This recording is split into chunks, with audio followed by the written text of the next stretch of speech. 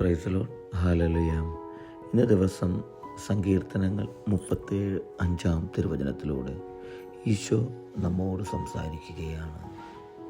നിന്റെ ജീവിതം കർത്താവിന് വരമേൽപ്പിക്കുക, കർത്താവിൽ വിശ്വാസമർപ്പിക്കുക, അവിടുന്ന് നോക്കിക്കൊള്ളും. പ്രിയപ്പെട്ടവരെ, ഇന്നത്തെ തിരുവചനത്തിലൂടെ ഈശോ നൽകുന്നൊരു ഉറപ്പാണ്. പ്രിയപ്പെട്ടവരെ, അവിടുന്ന് നമ്മെ നോക്കിക്കൊള്ളുമെന്ന് ഇന്നത്തെ തിരുവചനത്തിലൂടെ നമുക്ക് കാണുവാൻ സാധിക്കും. വചനം നമ്മോട് പറയുന്നു, നിന്റെ ജീവിതം കർത്താവിന് വരമേൽപ്പിക്കാൻ.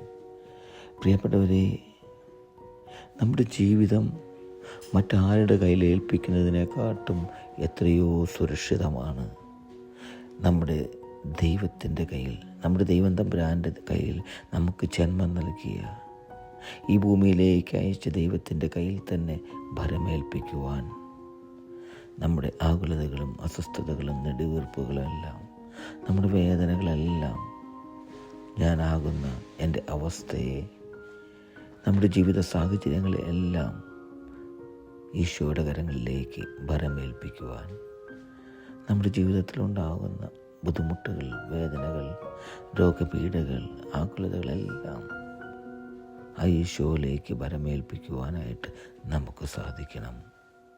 അവിടുന്ന് പറയുന്നത് എങ്ങനെയാണ്? കർത്താവിൽ വിശ്വാസമർപ്പിക്കുവാനെന്ന്.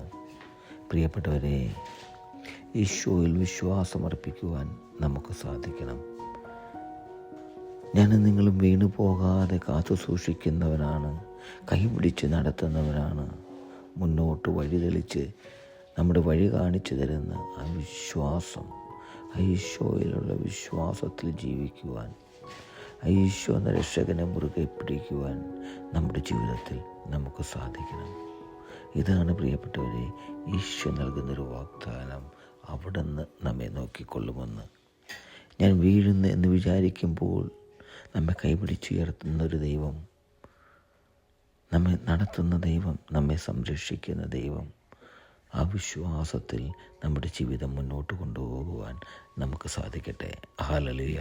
ആമേൻ.